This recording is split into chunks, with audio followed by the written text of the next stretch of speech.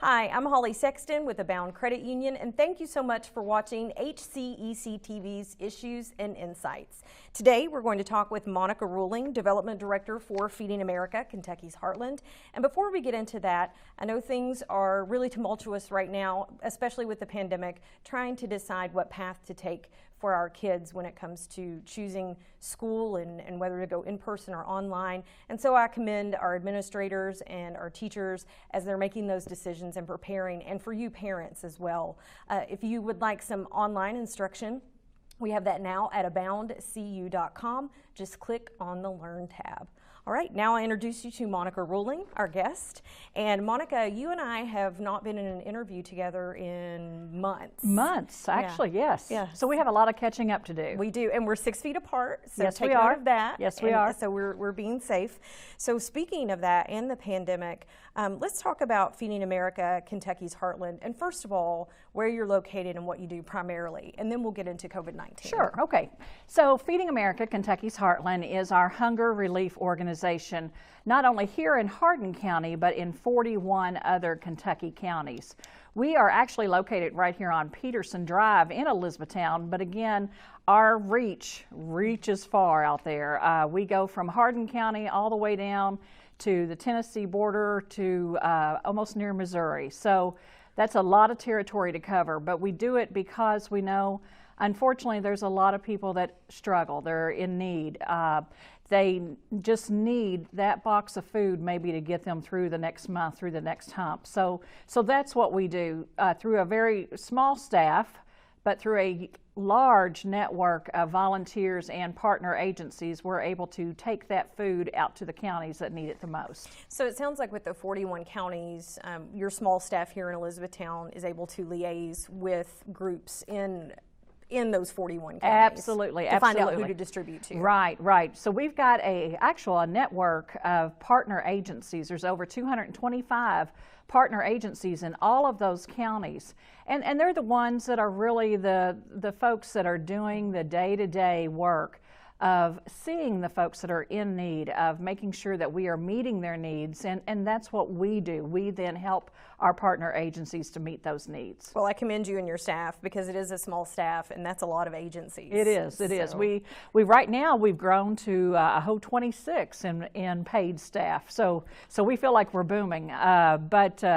But we know that, again, we could not possibly do this job without our volunteers and our partner agencies. And we'll talk more about the need for volunteers and donations in a few minutes. But how has the pandemic, COVID-19, how has it had an effect on the volume of hunger relief needed? Well, I'm glad you asked, and of course I had to bring my cheat sheet with me. That's all right. Because I'm cheating over here well, too. So. I'm telling you, the numbers are astounding. You know, it was about of course, we do this every day. And so we were going about our business, and just like everybody else, about March 11th through the 13th is when the world kind of stopped, it seemed like. And that's when many businesses and folks started staying at home, closing. Well, we didn't. So Feeding America, Kentucky's Heartland has been on the front line ever since. We are definitely the essential workers, and we obviously, not only do I applaud our staff for hanging in there and doing what they need to do, but for the other frontline essentials as well. But I just wanted to give you a few numbers because it is amazing. So March through June alone, now I'm going to give you pounds, okay, pounds of food. So think about it like a large can is usually a pound, okay? So number of pounds distributed, 5,534,242 That's pounds of food, and that's just through June. So here we are at the end of July, and now we're going to even add more to that. But this is just March through June. So how does that compare with last year's numbers? Yep, last year we are looking at about a 21% increase over where we were last year. It's amazing. Now I'll give you another number that'll just blow your mind. Just in April alone, 1 month, April alone, we did 1,554 pounds of food. In April alone. And you know, then you say, okay, well, what's that in meals? So that's 1.2 million meals in April alone. That's what went out to our 42 counties. That's what went out through our 225 partner agencies to all the folks that are in need. And you know, Holly, we're seeing not only are we serving the people that I would say, you know, come every now and then to the pantries or to the soup kitchens or churches or whatever. We're seeing those same folks, but we're also seeing so many new ones as well. You know, people that unfortunately have been laid off, furloughed, whatever you want to call it. They are receiving their unemployment, but sometimes that's just still not enough. And they're having to make those tough decisions. You know, is it a bill that I pay or is it food? Which one do I do? And the wonderful thing about this is you don't have to make that decision. You're going to be able to get that food. You've just got to make that step to that pantry. You've got to make that call. You've got to actually reach out. And when you reach out, you'll be able to get that help. That's so interesting that you bring up even though some people are receiving unemployment.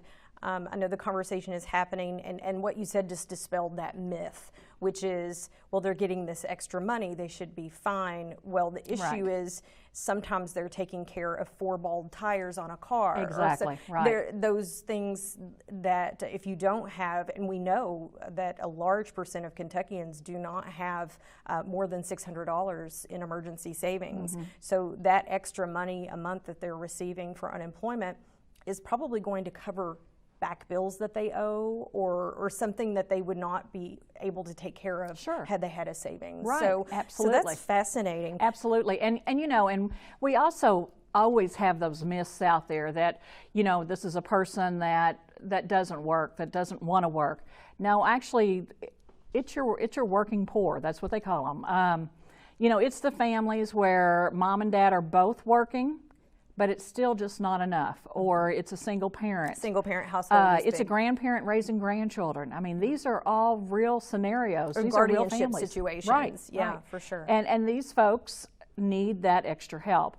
So thankfully, other people have seen that this is a crisis. It's kind of sad that it takes a pandemic to make people reach into their pockets even deeper, but it does. But we have been fortunate as Feeding America National to receive so many wonderful donations from a lot of celebrities.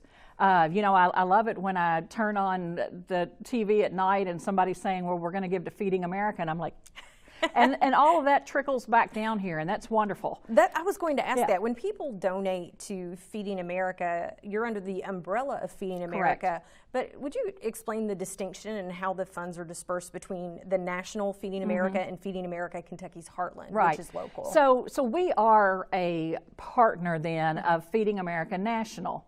And that means that they cover, obviously, the country. So every state, every county in the United States, including Puerto Rico then, is covered by Feeding America in some sort or fashion. So when Feeding America National receives donations, then they take that money and as good stewards, they see where the money came from and how it would help the best. And then that money trickles down as well. And of course, then we do our own fundraising and have donations and donors through Feeding America Kentucky's Heartland as well. But we are very fortunate to be under that umbrella, not only for their guidance and then just to make sure that there is consistency throughout the United States, but again, we are also a lot of times recipients of a lot of those funds. So with COVID, you know, we've received quite a few of those donations, and that's been a great thing. The USDA recognizes that there's more of a need for food. We're getting in through the state, through federal means. We're bringing in more poultry, we're bringing in more milk, more produce, things that folks need. You know, less processed prepackaged food. A lot of times. Now, a lot of times it's fresh produce that we're bringing in, which is so important, and it's fresh milk. And you know, I know people are going, fresh milk? What do you mean? Oh, I grew up on powdered milk. Oh, well, I was going to say there's powdered milk, there's shelf-stable milk, there's fresh milk. I'm learning all kinds about milk. But anyway, so we're bringing that in to make sure that these families get it, because you know, when you go to the grocery store, you know, a lot of times you have a tendency to bypass the produce section because it is a little higher. Or you might pass up that really nice gallon of milk because you just can't afford it.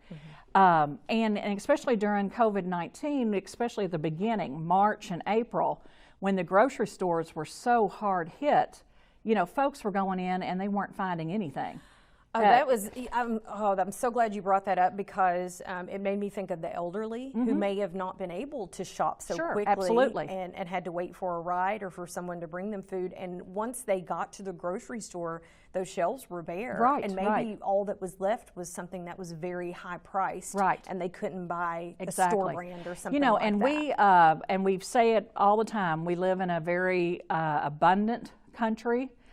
We live in a very generous country, but sometimes I think we live in in our own bubble, because most of us, I've never seen it, we walk into a grocery store and usually the shelves are overflowing, and you have, you know, 12 different choices of one product. And if you have bruise on a fruit, it doesn't sell. Right, exactly. Yeah, we're used to pristine Absolutely. Perfection, and or a dented can or a box, and the shelves being full. And when you walk in and they're not, it kind of makes you step back and wonder about that. So if that kind of floored you or made you take a step back, can you imagine then having a limited income and going, well, I don't think I can do this then. I don't know what I'm going to do. Yeah. So that's why Feeding America Kentucky's Heartland and our partner agencies can help fill in those gaps. Well, speaking of that, if someone has transportation issues or challenges, how do those agencies work with you to get food to them? Say a senior citizen, for instance. Right. So a lot of times we encourage people to reach out to their friends, to their family members, a church member, and a lot of times you'll find that someone can pick it up for you. I think a lot of times we're just afraid to ask. Yeah. But if you say to them, look, there's no way I can get out, can you pick up a box? Usually the answer is yes. If you're still having trouble, you know, getting out or getting that box back to you or that food back to you, then when they call us or when they contact us, then we'll put them in touch with somebody in their county that hopefully can help them.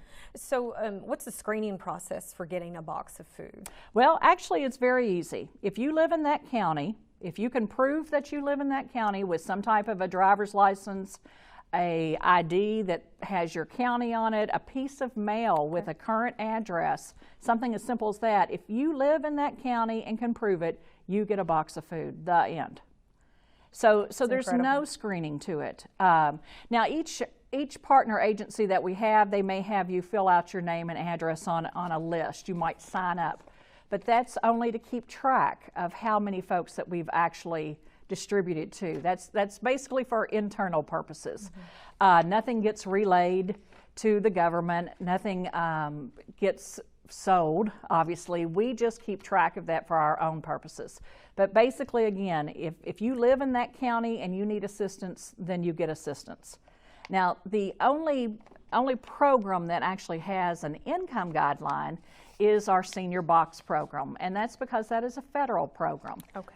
And so they have to be over the age of 60, and they do have to meet income requirements. But that's the only program. Again, because it's federal, we do have to report those names and ages back. And it sounds like if someone needs help providing that paperwork or documentation, that you can we can help them. Okay. And especially during COVID-19, a lot of those applications now are just being taken over the phone, and then if we need further proof, they can mail it in or whatever. So we're trying to be very accommodating, because we realize at this time right now maybe not so accommodating. Oh, yeah, for sure. And so when pickup happens of a box, what is safe protocol during COVID-19 for that? You know, we're just like everybody else. We're watching what we're doing. We typically would have on masks unless we're 6 feet apart like this. Yeah. We do social distance, the hand sanitizers, you know, gloves, that sort of thing. But we also have encouraged a lot of our partner agencies to do drive-through distributions. And they make it so much easier, because the person that needs the food drives right on up, stays in their car, and then we actually load it into their trunk, shut the trunk, and they're off on their way. So it's very easy. It's no contact for any of us, and that's the main thing. We want to just keep everybody safe. Wow. That says a lot about your organization because you're not making people stand out in the sun for hours in a line, which we know is not safe either. Exactly. And it's tough. So great. You know, I'm not going to say that the line in your car may not be a long wait, because sometimes there are. It's amazing when cars wrap around lines and buildings and have to sit there for hours to get food, but it happens. So we encourage people, obviously, if you're going to come out to a food distribution, you know, have plenty of gas. Or make sure that you're comfortable in your car. Make sure your cup is filled with water, or your favorite soda or whatever. But make sure you have your accommodations, because you may have to sit for a few minutes or an hour waiting to get food, but we will get you served. Because the volume is so high right now. So it sounds like there's been some positive and negative, just like for all of us, positive and negative effects from COVID-19 on the food bank. I know food donations, you do take food donations, but you can do so much more with a monetary donation. Will you explain the exchange rate? Sure. So you're right. You know, that can of corn is great. We'll always use that. However, that $1 can be stretched so much further. That $1 actually buys and can provide 8 pounds of food. And, you know, and that's just incredible to think that $1 can have all of that power. But we're able to do that because we're stretching that dollar out by using the food that we receive in from food manufacturers, Kellogg's, General Mills, from the food that we get from our great retail partners like Walmart and Sam's Club and Kroger. So we're using all of that food that we're getting in and stretching that dollar even further. So 1 to 8. That's pretty good. Pretty good odds. So and you don't have to carry the food. And you don't have to lug all that food in. Yes, trust me. Or store it in your lobby and then have to get somebody to haul it over. I think we're getting smarter. I think maybe. But anyway, so the best thing about all of this is just knowing that whatever you donate, if it's $1, if it's 5, 10, whatever, it's going to make a difference. It's going to go as far as it possibly can to make sure that a family gets the food that they need, and that's the main thing. But during COVID especially, we just ask that folks not do the food drives, that they hold off on those and instead donate the money.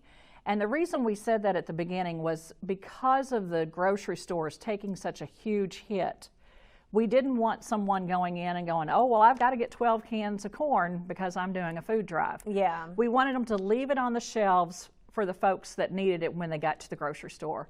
So we asked, don't do your food drives in the traditional way anymore. Do them as a fund drive where you're actually saying, okay, here's the $50 that we would have spent. Now do with it what you will. And it's so much easier to donate now. Google Pay, PayPal. There's just a myriad of ways. If someone does a fundraiser on social media, they can now donate safely through there. And what I found out as well, you can either screenshot your donation for tax purposes, or if you want to, you can print it out for tax purposes and then just save all of those, because Feeding America Kentucky's Heartland is a 501c3. Is it a C3? C3, yes, 501c3. So it is a nonprofit that you can deduct your donation off of your taxes. Right. And Better Business Bureau, just wanted to throw that out. Okay. So what's your rating on Better Business Bureau? Oh, I knew you'd ask. I'm sure it's an A+. Google it. It's 5 stars. No, I don't know. I don't know what the star system it's got to be good for them. That's a whole nother show right there, So Hunger Action Month, when is that coming up? Oh my, that's coming up in September. Can you imagine? Just a month away. Under the colors, is it orange? Yes, or yellow? Very good. It's orange. It's orange. You're good. Yeah, thanks. Orange is the color of hunger, but green is the color of nourishment, of food, of living, as you can see by this plant. So those are our colors. So we represent our hunger, but then we also represent the growth, the living, and the food that it takes to nourish somebody. So I love that symbolism. That's smart. Yeah, during Hunger Action Month in September, but just like every other month, we just ask people to just kind of be a little bit more aware and to say, you know what, there are folks out there that are struggling or that just need that extra little bit to get them over that hump. And that's what we want to do. We want to make sure that we not only have those programs in place to help them, but then that we're doing advocacy work too, that we're making sure that our Kentucky powers and our federal powers know that there are people still struggling, and that there are programs that can be put in place to help them. Kentucky's really good, thankfully, about farms to food banks, which is a program that actually gives us fresh produce. So they're good about initiating a lot of those programs and making sure that those continue. Mm-hmm. But I know a lot of states maybe not have such a big role, in their legislators. So we always ask people that if you get a chance to talk to your legislators and say, look, food has to be accessible. In this country especially, there's no reason why anybody should go hungry. And we've got to make sure that those programs are in place and that those programs are accessible. That's the main thing.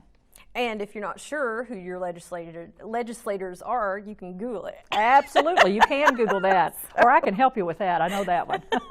So Hunger Action Month is coming up in September, so I challenge everyone viewing to honor with the color orange. I'm sure you'll do t-shirts or something like that. Maybe not during a pandemic, but right. People can find some way to sport their orange. Find some orange at home, and it'd be fun to do something on Facebook or Instagram or Twitter where you challenge friends to donate during the month. Mm-hmm. It's really easy, and people kind of have fun doing it, and they do video series, and there's right. just creative ways right now to do it virtually. Right, exactly.